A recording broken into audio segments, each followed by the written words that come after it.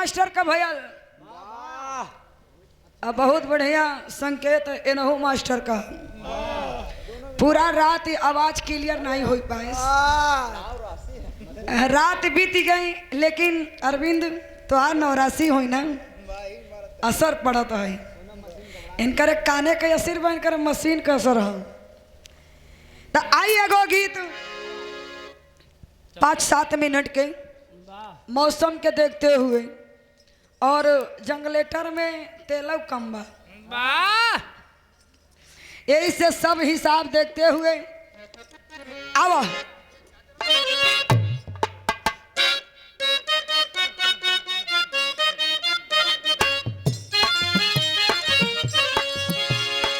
कोनो लड़की बड़ा सोच सवर के मार्केट निकली है तो कोनो लड़का देख के कहे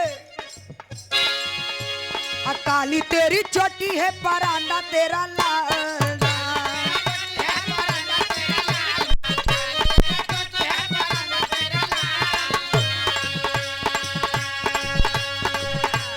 रूप की वो रानी परांडे को संभालना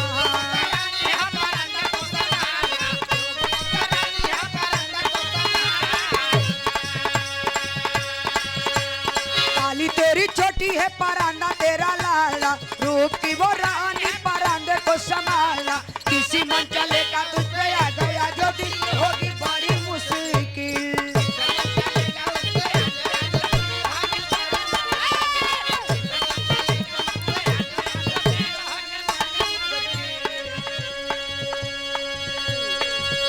बड़ी अनमोल लाइन कवि जी लिखा तो गीत का छोड़ी तनी भाव पे ध्यान दी।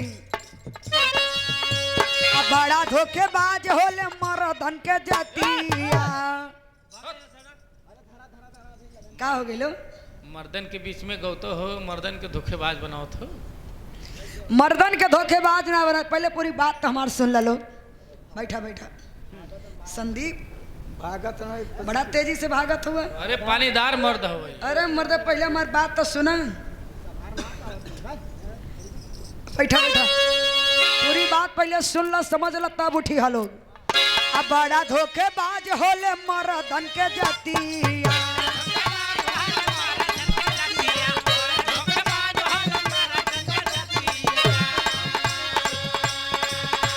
दारू में हरारू खाती खोवे असमतिया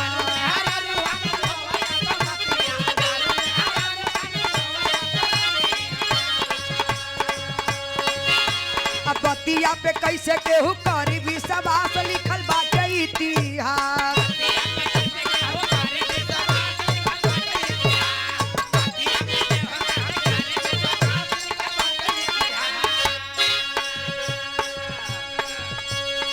धोखेबाज मर्द होला लेकिन सब मर्द धोखेबाज ना होलन। धोखेबाज होलन जौन बेवड़ा किस्म का होलन। बेवड़ा मतलब जाने ला लक्ष्मण लक्ष्मण बेवड़ा का मतलब जाने ला बाबू। कुछ लोग हैं बगल में चाहे देखा ही दारू पी के पड़ल में दुनियादारी से मतलब ना है। मेहरारू कली का हो पी के आ गई कले हाँ रे पियल तो बानी लेकिन अब पियो बिहाने मेहरारू पैसा दली जा कुछ सब्जी वब्जी लेके आवा गईलन फिर पी के आ गईलन तब मेहरारू गुस्सिया के कली जा तोहरे बात का कोनो कीमत नहीं के तू एकदम बेवड़ा हुआ। धोखेबाजू होला सब थोड़ी ना भागत हुआ लोग पता नहीं लगाए के। लेकिन आगे का कहना बा धोखा अंजनी के साथ कैले शिवदानी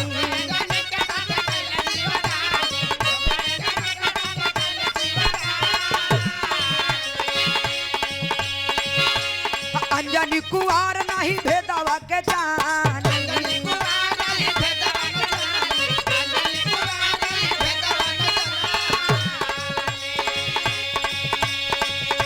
जवानी गुरु मुख होई कई दिहली नास लिखल बाटे इतिहास।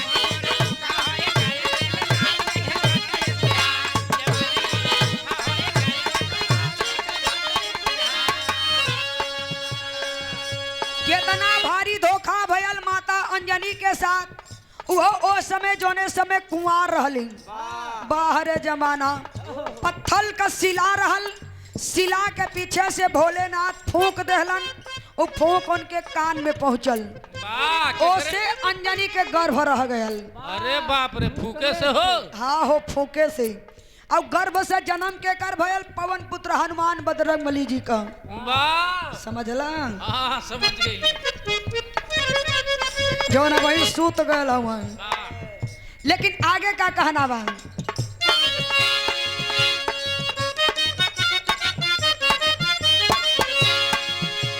धोखा हो यही लिया साथे इंद्र देव कइले।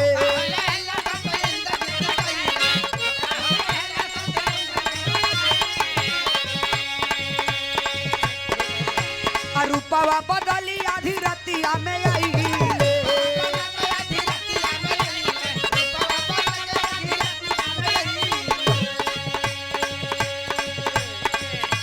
धोखा कैले चंद्रमा मुर्गा बनी साफ लिखल बाटे इतिहास।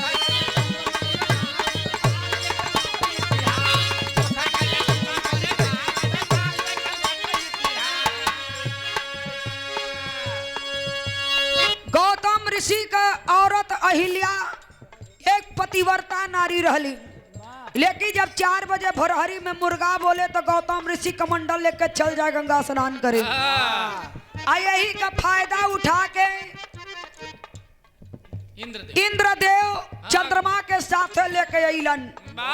आधी रतिये में चंद्रमा मुर्गा बन के कुकरू को बोल देला, अटारी पे बैठ के कुकड़ू को बोले लगलन। गौतम ऋषि सोचला कि भोरहरी हो गयल, कमंडल लेके चल दिले गंगा स्नान करे। इधर गौतम ऋषि स्नान करे गइलन। इंद्रदेव गौतम ऋषि का भेष पकड़ के कुटिया में प्रवेश कइलन और अहिल्या के साथ में कुकर्म कइलन। का कैलन? कुकर्म हो ई का बोलो मतलब कि गलत काम कइलन। अच्छा ना जाना थे का रे बाबू? अरे खूब जानत हूँ। लेकिन जब वो वापस आते हैं गौतम ऋषि हाथ में जल लेके कहते ओ अहिल्या, जैसे तुमने मेरे साथ धोखा किया, जाओ तुम इसी क्षण में या श्राप देता हो किसी क्षण तू पत्थर की नारी बन जा। कई बोतल हो पत्थर की नारी। अरे यार शराब नहीं शराप देहलन। हम सोचे भोरहरी में तोहरो कान कहाँ पहुंचा था। लेकिन आगे का कहना बा,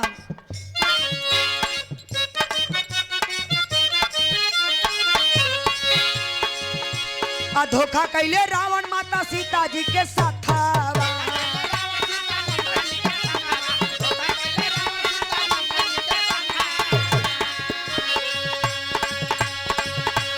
बहरे बुलाई के पकड़ लिया हाथावा।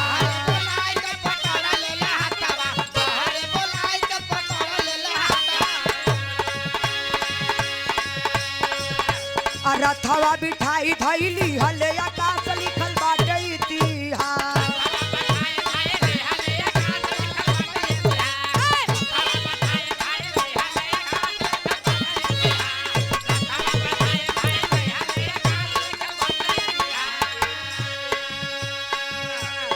जोने समय 14 बरिस का वनवास भयल मर्यादा पुरुषोत्तम राम के 14 बरिस के वनवास में रावण जब सीता के हर के लेके जाए लगल, आकाश मार्ग से लेके पहुंचल लंका नगरी में। कितना भारी धोखा माता सीता के साथ भयल, लेकिन इतने ना और के कर संगे धोखा भयल। हम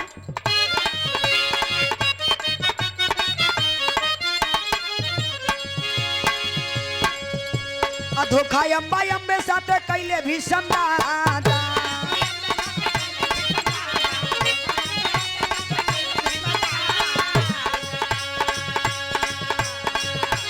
जीत के लिए आए घर बदलल इरादा।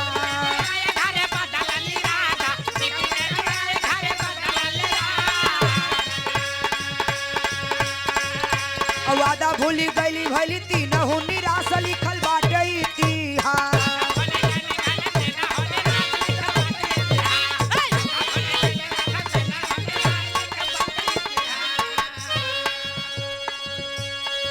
अम्बा अम्बे अम्बालिका एक ही राजा का 3 बिटिया रहलिन, तीनहु को स्वयंवर एक संघे रचायल। जे स्वयंवर जीती वही के संगे तीनों का बियाह हो जाई। स्वयंवर जीत के भीष्म पितामह लेके अइलन, आ जब लेके अइला तो कहले कि हम ब्रह्मचारी रहे। दूसर की माई के दुई लइका रहल, दोनों लइकन के बियाह तो दुई बहन से कराए देलन। बचली एक बहन जोने से कहले कि हम बियाह ना करे, हम ब्रह्मचारी रहे। क्रोध में आके चिता लगा के सती हो जाती है, श्राप देती है, जैसे आप मेरा अपमान किए हैं वैसे आपका भी अपमान होगा। बतावल गई प्रमाण मिलल महाभारत में, दूसर का जन्म शिखंडी हिजड़ा का रोल मिलल है दूसर का रूप में। लेकिन कहना बा आगे का कहना बा,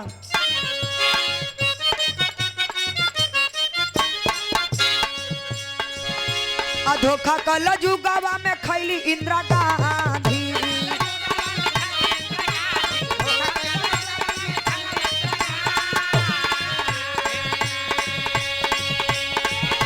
गोली के निशाना बनाए अपराधी,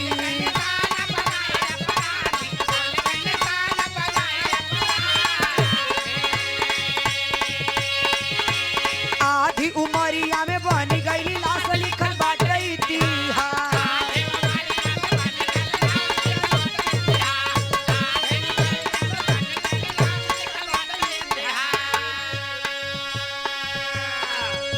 इंदिरा गांधी अपने बल पे हर काम करती थी और एक महिला होके इतना अच्छा अपने शासन को चला रही थी, लेकिन बाहर इतना करारा धोखा मिलल, साथ रहने वाला असिस्टेंट ही गोली मार देता है। आधी उम्र में ही दुनिया के छोड़ के चल गई। लेकिन आगे का कहना बा, धोखा कैली फूल राजनीतिया में आई के,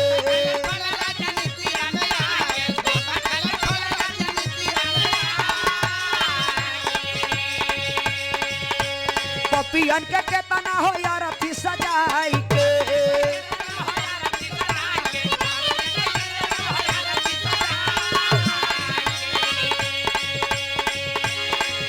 आ गोली खैली संसद भवनवा के पास लिखल बाटे इतिहास।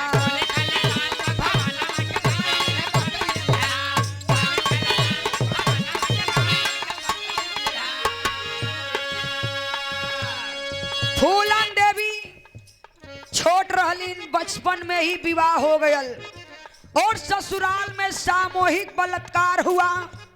एक पीड़िता को कहीं से सहारा नहीं मिला तो सहारा मिलता है डाकू विक्रम सिंह का, तो खुद भी एक वीरांगना हो जाती है, खुद भी एक डाकू बन के जितना पापी अत्याचारी रहने सबके एक लाइन में खड़ा करके गोली मार देली। अब वही में जेल हो गयल। वही जेल कारागार में स्वर्गीय नेता मुलायम सिंह फेरी लगावे, देखलन नजर पड़ल तो ले आके फूलन देवी के भदोही से संसदी लड़ाई देलन, सांसद हो गई। लेकिन एक वो दिन आ गई जब दिल्ली संसद भवन के पास फूलन देवी को गोली मार दी हल गयल।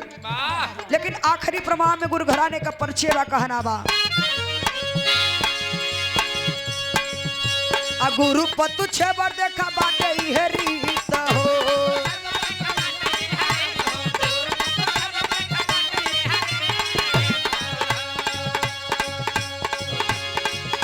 आकाशी बुलु सुख नंदन मनवा के मीत हो,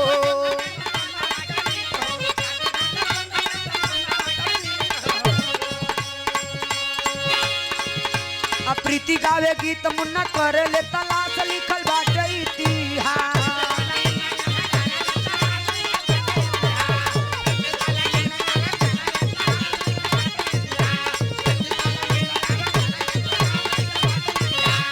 प्रीति गावे गीत मुन्ना करे ले तलाश लिखल बाटे